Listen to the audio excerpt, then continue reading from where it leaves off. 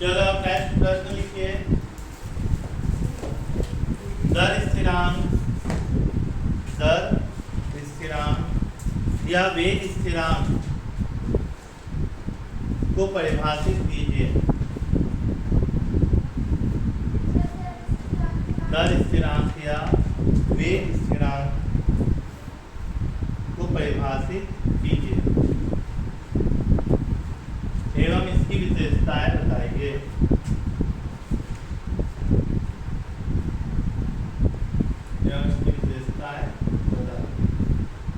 लिख लिया प्रश्न? क्या लिखा है प्रश्न आपने कि दर स्थिरांक या वेग स्थिरांक को परिभाषित कीजिए एवं इसकी विशेषताएं बताइए। ठीक है, तो ये देखिए, ये हमने जो पढ़ा अभी, ये द्रव्य अनुपाती क्रिया नियम था, है ना। द्रव्य अनुपाती क्रिया नियम क्या कि यहाँ पे ए और बी क्या है, अभिकारक है, जो अभिकारक से किसमें चेंज हो रहे हैं, उत्पाद में चेंज हो रहे हैं। तो द्रव्य अनुपाती क्रिया नियम क्या बोलता है कि किसी भी रासायनिक अभिक्रिया के लिए अभिक्रिया की दर, दर लिखा मतलब अभिक्रिया की दर है, ठीक है। तो रासायनिक अभिक्रिया की दर अभिकारक की सांद्रता के गुणनफल के अनुक्रमानुपाती होता है ना। फिर अपने दर निकाली जो अपने कल सीखा था, कि किसी भी अभिकारक या उत्पाद की सांद्रता में समय के सापेक्ष होने वाले परिवर्तन को हम क्या बोलेंगे, रासायनिक अभिक्रिया की दर, है ना। यहाँ माइनस क्यों लगाया है, क्योंकि क्या है, ये उत्पाद है, उत्पाद की सांद्रता कम होती है, इसलिए हमने क्या लगाया है, माइनस लगाया। अनुक्रमानुपात चिन्ह हटाया, क्या लगाया, के क्या है, अनुपातिक नियतांक है, ठीक है। तो ये जो नियम था ये द्रव्य अनुपाती क्रिया नियम, ठीक है। जैसा द्रव्य अनुपाती क्रिया नियम है सेम टू सेम इसी प्रकार वेग नियम भी है। कौन सा नियम है, वेग नियम, ठीक। तो वेग नियम कहता है, समझिए आप, मैं इसको हटा दे रहा हूँ, यहाँ पर क्या लिख दे रहा हूँ, वेग नियम। वेग नियम ये कहता है कि किसी रासायनिक अभिक्रिया की दर अभिकारक की सांद्रता के गुणनफल की क्या होती है, अनुक्रमानुपाती, ठीक है। लेकिन यहाँ पर हम ए और बी को नहीं लेंगे, हम यहाँ पर क्या लेंगे, एम और एन। ये जो एम और एन हमने लिए हैं, तो ये प्रारंभिक अभिक्रिया की क्या है, सांद्रता, ठीक है। अभी जो हमने जैसे ए और बी लिए थे, तो समीकरण आपने जो भी संतुलित किया है और संतुलित समीकरण में जो उसकी संख्या आई है अपन ने उस संख्या को लिख दिया था, डायरेक्ट लिख दिया था ना। लेकिन मैं क्या बोल रहा हूँ, प्रारंभिक अभिक्रिया, जब कोई रासायनिक अभिक्रिया प्रारंभिक रूप से, मूल रूप से जैसी होती है, ठीक है, तो उसकी जो संख्या है उस संख्या को ही हमें यहाँ पर क्या करना है, लेना है, ठीक है। इसलिए हमने क्या लिया यहाँ पे, एम और एन, ठीक। यहाँ पे अब जो के है, इस के को अब हम क्या बोलेंगे कि ये एक अनुपातिक नियतांक है और इसे हम वेग नियतांक या दर स्थिरांक कहते हैं। क्या बोलते हैं इसे हम, वेग नियतांक या दर स्थिरांक। यहाँ पर के क्या है, वेग नियतांक या दर स्थिरांक, ठीक है। आया समझ में?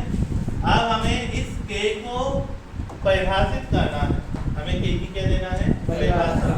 तो हम देखो के की कैसे परिभाषा दे देते हैं कि हमने माना कि क्या मान लिया हमने कि अभिकारक ए की सांद्रता किसके बराबर है, अभिकारक बी की सांद्रता के, और ये दोनों सांद्रताएं कितनी है, 1 मोल प्रति लीटर। हमने मान लिया है कि अभिकारक जो है, अभिकारकों की सांद्रता कितनी है, एकांक है या 1 मोल प्रति लीटर है। तो क्या आएगा, देखो हम यहाँ पे मान रख देंगे इसकी जगह, तो minus dN upon dt equal क्या आ जाएगा, के इन दोनों का मान कितना रखेंगे हम, एक से गुणा करेंगे तो के ही आएगा। यानी दर स्थिरांक किसके बराबर आ गया, रासायनिक अभिक्रिया की दर, दर के बराबर। आ गया? देखो समझ, इधर ध्यान पूरा इधर रखना है ना। आप ध्यान इधर नहीं रखेंगे तो आपका ये प्रश्न क्या होगा, छूट जाएगा। यहाँ देखिए दर स्थिरांक किसके बराबर आया है, रासायनिक अभिक्रिया की दर के बराबर आया है। कब आया है दर के बराबर, जब उनकी सांद्रता, किसकी सांद्रता, अभिकारक, जब अभिकारक की सांद्रता कितनी हो, 1 मोल प्रति लीटर हो। ठीक है, तो हम यही डेफिनेशन लिखेंगे कि यदि किसी रासायनिक अभिक्रिया में अभिकारकों की सांद्रता 1 मोल प्रति लीटर हो या अभिकारकों की सांद्रता एकांक हो, ठीक है, कितनी हो सांद्रता, एकांक हो, तो उस रासायनिक अभिक्रिया के लिए जो अभिक्रिया की दर होती है, यह अभिक्रिया की क्या है, दर, तो उस रासायनिक अभिक्रिया के लिए अभिक्रिया की दर स्थिरांक कहलाती है। तो ये नहीं है कोई बात। या हम क्या लिख सकते हैं कि किसी रासायनिक अभिक्रिया का दर स्थिरांक उस रासायनिक अभिक्रिया की दर के बराबर होता है जिसमें अभिकारकों की सांद्रता कितनी हो, एकांक हो या 1 मोल प्रति लीटर हो। आया समझ में? एकांक सांद्रता वाले जो अभिकारक होते हैं, तो एकांक सांद्रता वाले अभिकारकों के लिए रासायनिक अभिक्रिया की जो दर होती है, उस रासायनिक अभिक्रिया की दर को ही हम क्या बोलते हैं, दर स्थिरांक कहते हैं। आया ना समझ में? ये इसको ध्यान से समझिए, है ना। इसमें अभिकारकों की सांद्रता को कुछ महत्व है क्या? नहीं। क्यों नहीं है महत्व? क्योंकि अभिकारक की सांद्रता हमें कितनी लेना है, एकांक लेना है। कभी भी हमें यदि दर स्थिरांक की बात करना है तो हमें अभिकारक की सांद्रता को एकांक ही लेना पड़ेगा, ठीक है। इसलिए अभिक्रिया का जो दर स्थिरांक है वो अभिकारक की सांद्रता पर निर्भर नहीं करता, ठीक है। वो उस अभिक्रिया की अभिक्रिया दर पर निर्भर करेगा, बट उसकी सांद्रता पर निर्भर नहीं करेगा, अभिकारकों की सांद्रता पर निर्भर नहीं करेगा। आया समझ में, है ना। इसको सिंपल ऐसे लिखना है और कुछ विशेष नहीं लिखना है, सीधा आपको लिख देना है, माना कि कोई रासायनिक अभिक्रिया निम्नानुसार हो रही है, जैसे हमने ये लिख दिया। अब उपरोक्त रासायनिक अभिक्रिया के लिए वेग नियम से, ये हमने लिख दिया वेग नियम से, कि किसी रासायनिक अभिक्रिया की दर अनुक्रमानुपाती होती है अभिकारकों की प्रारंभिक सांद्रता के गुणनफल, ठीक है। हमने यहाँ से अनुक्रमानुपाती चिन्ह हटाया, क्या लगाया, के। हम यहाँ लिख देंगे कि यहाँ पर के अनुपातिक नियतांक है जिसे हम रासायनिक अभिक्रिया का दर स्थिरांक, वेग स्थिरांक, दर नियतांक या वेग नियतांक कहते हैं। अब हमें के की डेफिनेशन देना है, तो हमने मान लिया कि अभिकारकों की सांद्रता कितनी है, 1 मोल प्रति लीटर। हम लिख देंगे, जैसे इसको नाम दे देंगे समीकरण 1 में मान रखने पर, तो ये क्या आ जाएगा हमारा, -dA/dt = K। फिर हम यहाँ डेफिनेशन लिखेंगे कि अर्थात जो दिख रहा है उसी को लिखना है, ठीक है, कुछ नया नहीं लिखना है। अर्थात एकांक सांद्रता वाले अभिकारक या 1 मोल प्रति लीटर वाले अभिकारकों के लिए रासायनिक अभिक्रिया की दर क्या कहलाता है, दर स्थिरांक कहलाता है, ठीक है।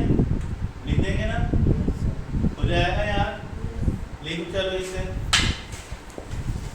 उस बिना बोले कर दिया तो सर, फिर तो आपकी बात रिकॉर्ड हो जाएंगी। आप देखिए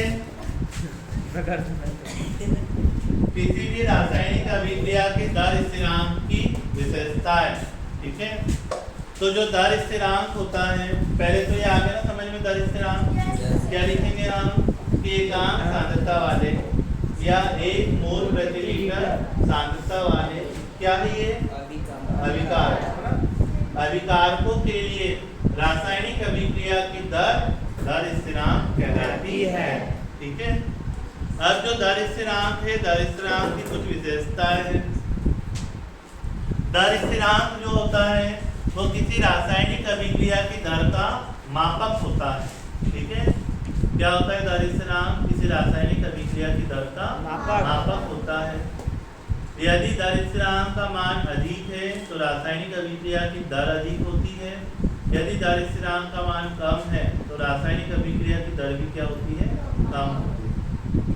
दर स्थिरांक जो है किसी भी रासायनिक अभिक्रिया के लिए एक निश्चित ताप पर दर स्थिरांक का मान क्या होता है, निश्चित होता है। ठीक है, जो कि स्थिरांक है, स्थिरांक का मतलब क्या होगा, जिसका मान क्या रहे, नियत रहे, स्थिर रहे, है ना। तो एक निश्चित ताप पर इसका मान क्या होता है, निश्चित होता है। लेकिन ताप परिवर्तन से इसका मान भी क्या होते रहता है, परिवर्तित होते रहता है।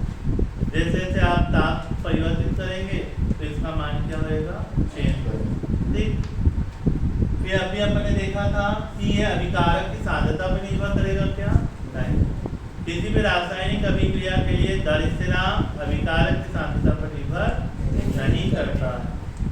और दर स्थिरांक का जो मात्रक है वो रासायनिक अभिक्रिया की कोटि पर निर्भर करता है। किस पे करता है, रासायनिक अभिक्रिया की कोटि पर निर्भर करता है ना। ये 2 नंबर में भी आ सकता है, आपको 3 नंबर में भी प्रश्न क्या है पूछा जा सकता है। आगे समझ में आया, नहीं आया? Yes sir. तो ऐसे थोड़े एक्टिव रहिए और एक्टिव बोलिए, है ना। ठीक है, करो बात, हो गई ना अब तो रेकॉर्ड।